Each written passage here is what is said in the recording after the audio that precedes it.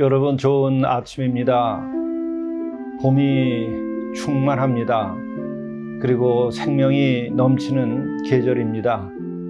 오늘도 하늘에서 은혜를 베풀어 주셔서 여러분의 삶에 은혜가 넘치고 사랑이 넘치고 생명이 넘치는 하루가 되실 수 있기를 간절히 바랍니다.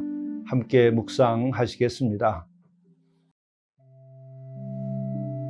그러므로 누구든지 이 계명 중에 지극히 작은 것 하나라도 버리고 또 그같이 사람을 가르치는 자는 천국에서 지극히 작다 일컬음을 받을 것이요 누구든지 이를 행하며 가르치는 자는 천국에서 크다 일컬음을 받으리라. 내가 너에게 이르노니 너희 의가 서기관과 바리새인보다 더 낫지 못하면 결코 천국에 들어가지 못하리라.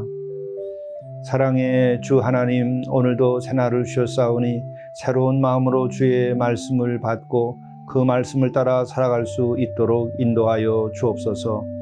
또한 저희들이 주의 계명을 지키며 이것을 바로 증언하게 하시고 삶으로 본이 되도록 인도해 주옵소서. 또 그릇된 것을 그릇되다 하고 옳은 것을 옳다 말할 수 있는 참된 마음과 또 분별할 수 있는 눈을 주시옵소서. 뿐만 아니라 우리들의 의가 주님 보시기에 합당하게 되도록 인도하여 주시옵소서. 우리 구주 예수 그리스도의 이름으로 간절히 기원하옵나이다. 아멘. 마태복음 24장 15절에서 28절입니다. 그러므로 너희가 선지자 다니엘이 말한 바 멸망에 가증한 것이 거룩한 곳에 선 것을 보거든 읽는 자는 깨달을진저 그때 유대에 있는 자들은 산으로 도망할지어다.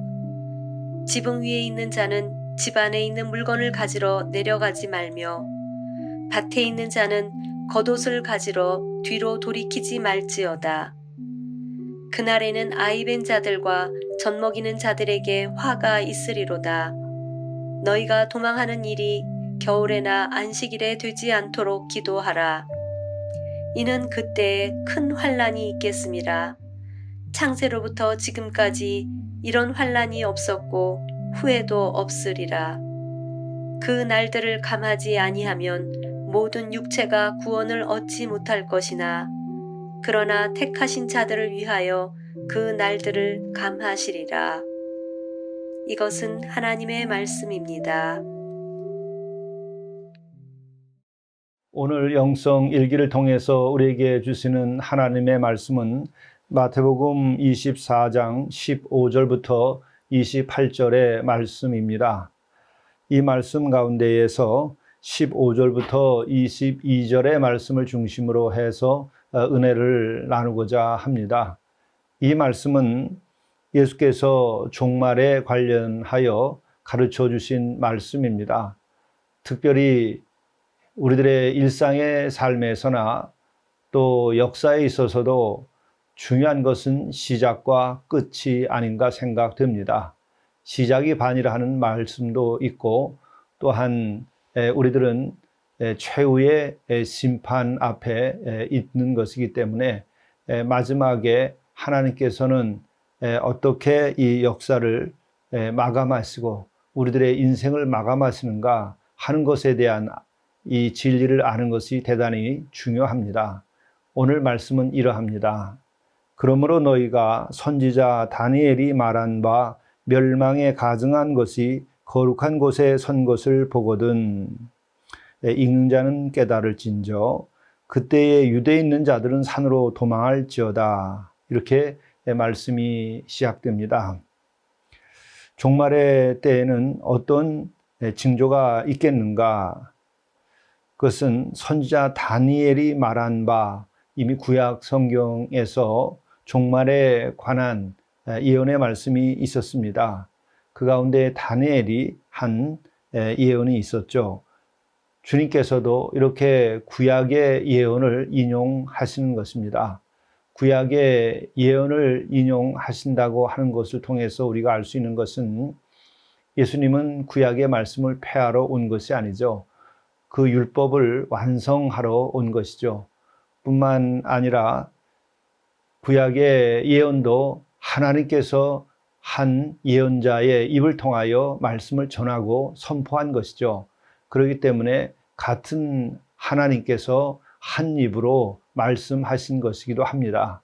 이제 신약에 와서 예수님께서 말씀하시는 바 그 내용이 바로 그 이전의 구약의 말씀, 구약 성경을 통하여 기록된 하나님의 그 말씀, 이것을 인용하시면서 말씀하시는 것이죠. 멸망에 가증한 것이 거룩한 곳에 선 것을 보거든 그때가 말세의 때가 온 것이다 하는 말씀입니다. 멸망에 가증한 것이라고 하는 것은 어떤 것인가? 2000년 전의 상황에 대하여 주석가들은 그렇게 말합니다. 당시 로마 총독의 지배 아래 유대가 통치를 받고 있었던 것이죠.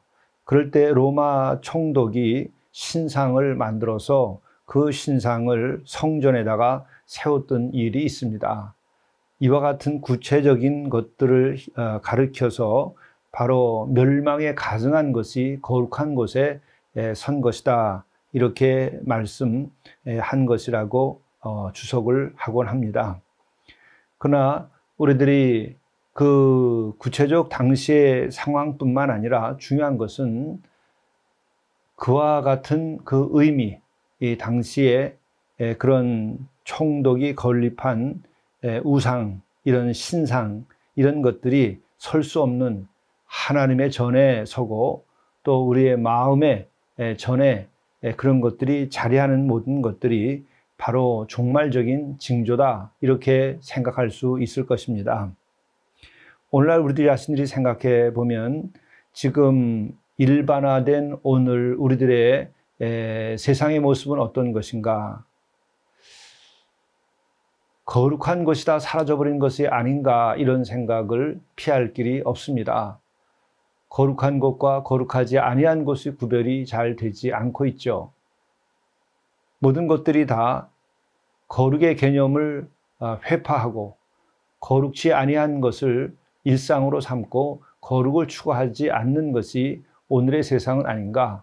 우리가 그것에 대하여 말하기를 세속화라고 말합니다. 오늘 우리들이 사는 이 세상은 그렇게 세속화돼 버린 상황이 아닌가 생각이 되죠. 그런 자리에서는 이 가증한 것, 멸망에 가증한 것이 따로 있지 않습니다. 우리의 일상 속에 멸망에 가증한 것이 거룩한 것을 차지하곤 한 것이죠. 우리 개인의 영적 측면에서 살펴보면 어떠하겠습니까? 내 마음에 지성소가 있습니다. 내 마음에 성전이 있습니다. 우리들의 몸은 성령의 전이라고 합니다. 그런데 우리의 마음의 지성소에 자리하고 있는 것은 무엇인가? 그것은 하나님이신가? 하나님의 말씀이신가? 또 우리 주님이신가? 성령이 임하여서 성령께서 나를 차지하고 있는 것인가? 이것에 대해서 물을 필요가 있습니다. 아니면은 물질과 탐욕과 음욕과 또 잘못된 이데올로기와 이런 것들이 그 지성소에 자리하고 있는 것은 아닌가 돌이켜볼 필요가 있습니다. 바로 우리는 언제 멸망의 날이 올 것인가, 그것이 중요한 것이 아니고 우리는 그 멸망할 그 징조, 이런 것들이 지금 우리 안에 있느냐 없느냐, 우리가 사는 세상에 있느냐 없느냐, 이것이 중요한 것입니다. 왜 그러냐면 멸망하는 그날과 그때는 주님도 모르시고 하늘의 아버지만이 아신다는 것이죠. 만물을 창조하신 하나님만이 만물의 문을 닫을 수 있는 것이죠. 역사를 창조하신 그분만이 역사의 문을 닫을 수 있는 것입니다. 그러므로 우리에게 중요한 것은 그날과 그때는 그때를 아는 것이 중요한 것이 아니고 그날과 그때의 징조를 우리가 알고 그 징조에 대하여 우리가 회개하고 우리가 올바로 살아가고 또 올바로 역사를 이루어가는 것이 중요한 것이죠.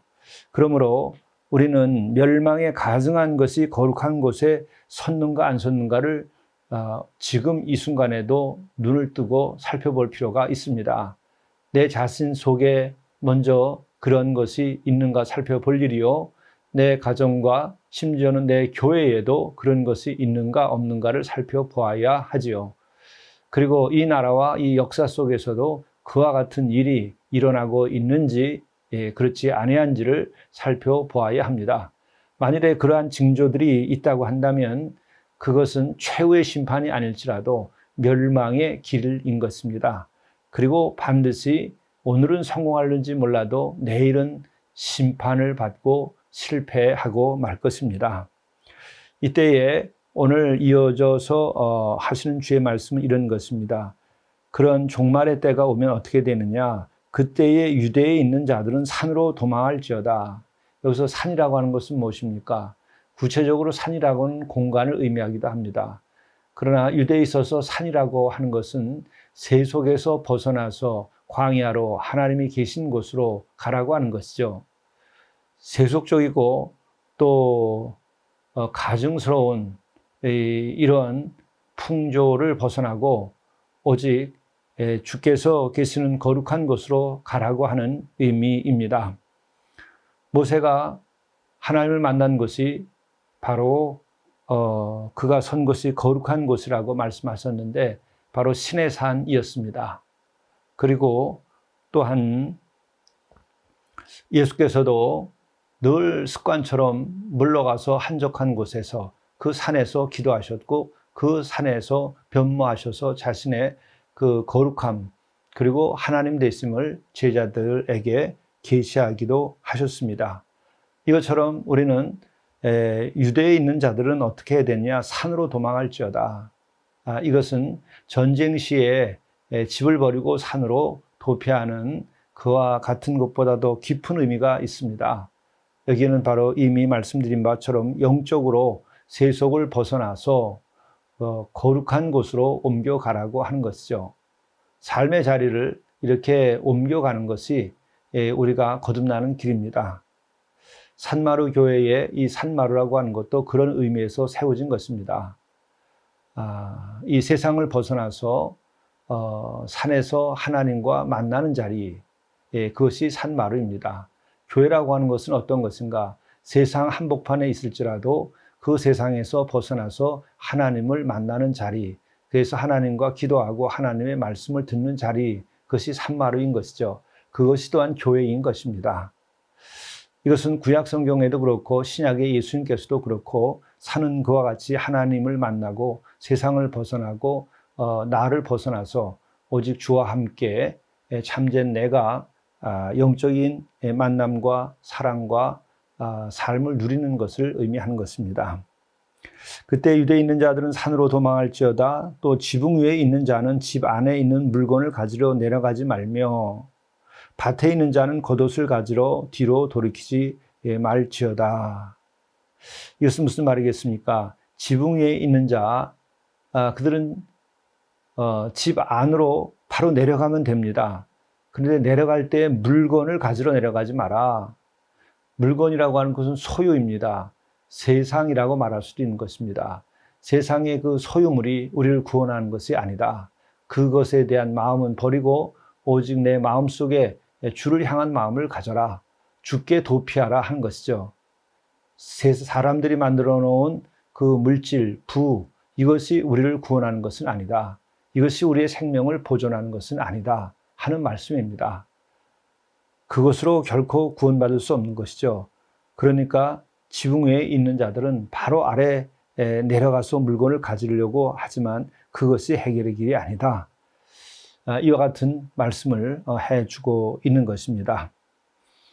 이것을 우리의 일상에서 생각하면 우리는 최선을 다하여 살되 하나님의 나라와 그 의를 추구할 것이요, 또한 우리가 필요한 일용할 양식과 입을 옷과 또 우리가 삶에 필요한 재물, 이런 것이 있어야 됩니다.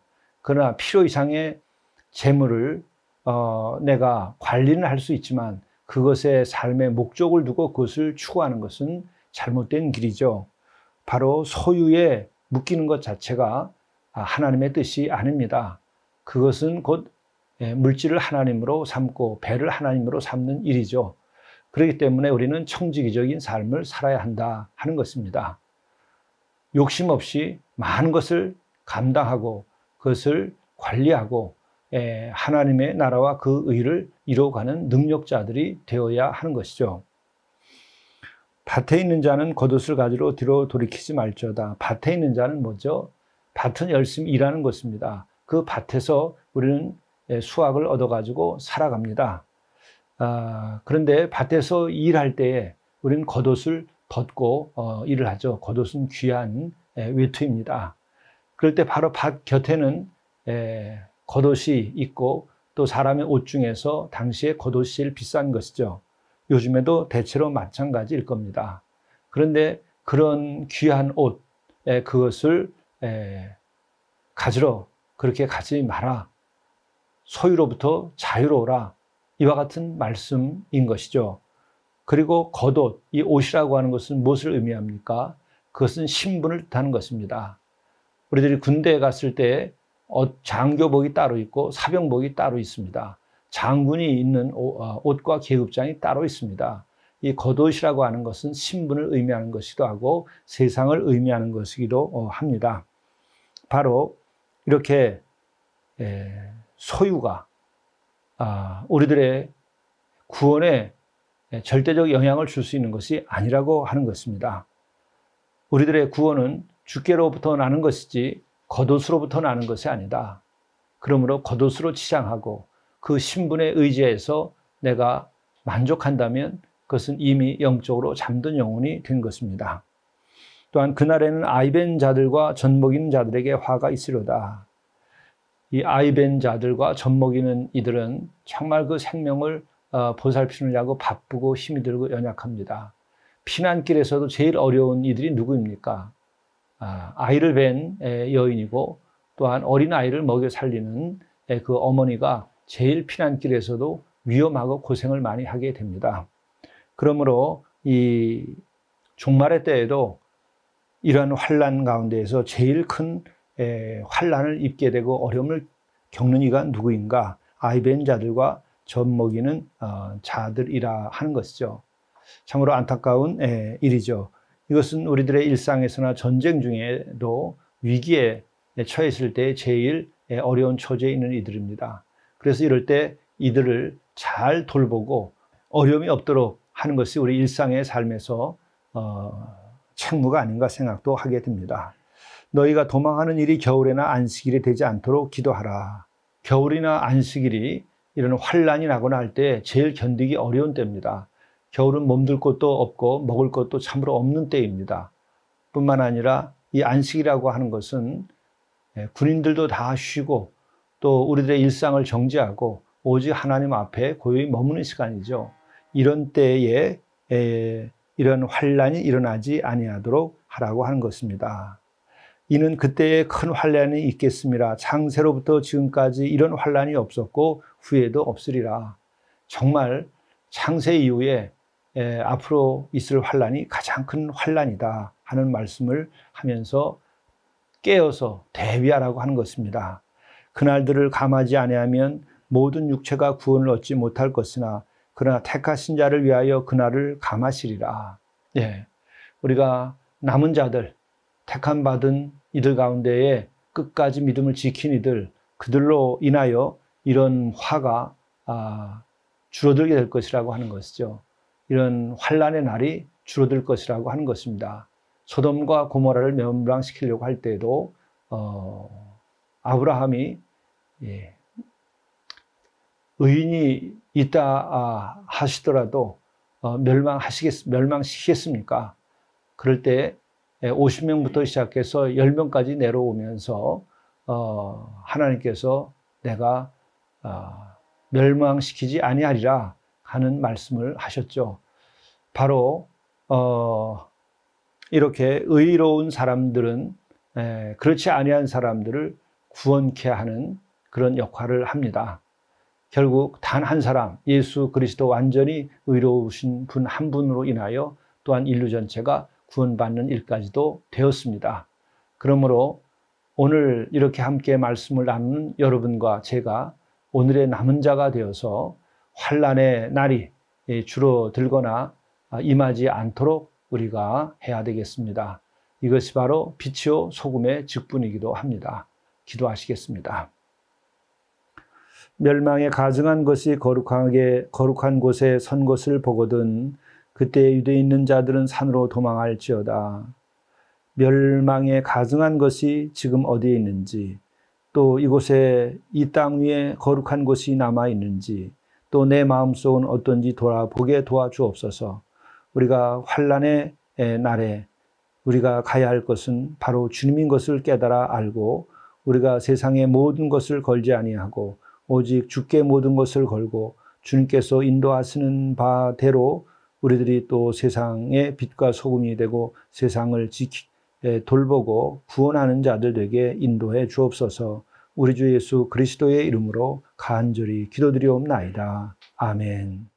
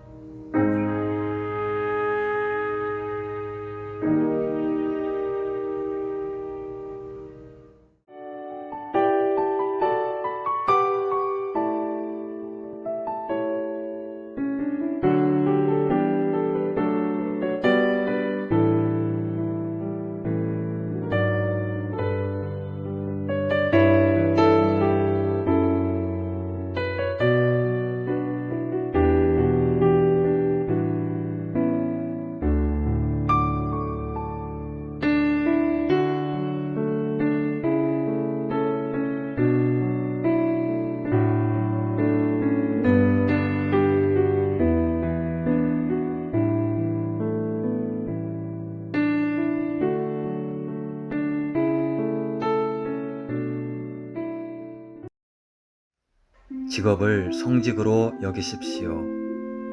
직업을 성직으로 여기고 기쁨으로 헌신하십시오. 주의 영광과 보람을 위하여 일하는 청지기적 삶을 사십시오. 주의 나라와 그의 뜻을 바라며 소명으로 여기는 순간 직업은 곧 성직이 됩니다. 나의 뜻과 목표가 아니라 주님을 향한 목표를 세우고 헌신하십시오.